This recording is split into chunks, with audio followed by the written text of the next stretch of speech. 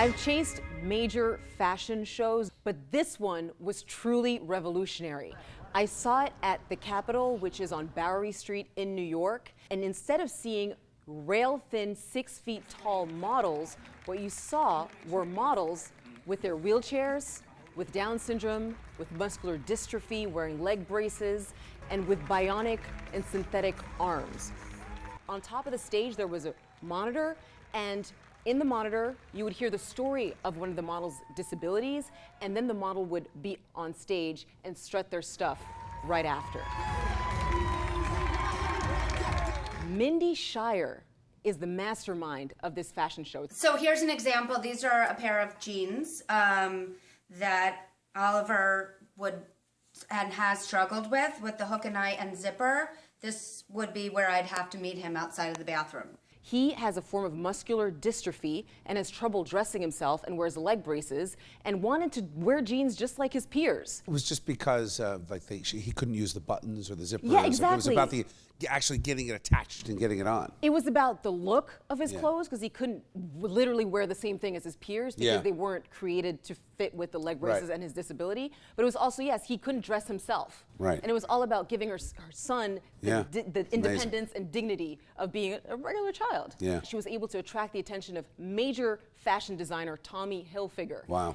They saw a business opportunity, not just feel good, but they saw cha-ching. What a mission. No one has ever done it.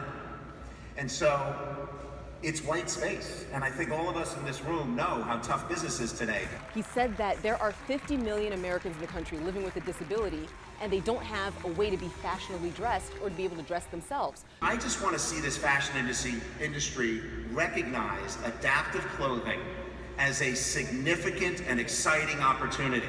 It really is. I spoke to Colton and his father. His father told me that Colton can't walk. He told me about his disability. He was born with the most severe, it's called myelomeningocele. And so he can't walk, but there's so many things that he shows us every day that are just surpassed, I don't even think of his disability, He was very proud that his son was able to strut his stuff in the wheelchair. Did you like being on the runway? Yeah. Yeah? I also spoke to Liam, who's 13 years old. What do you think of the clothes? Oh, they're amazing.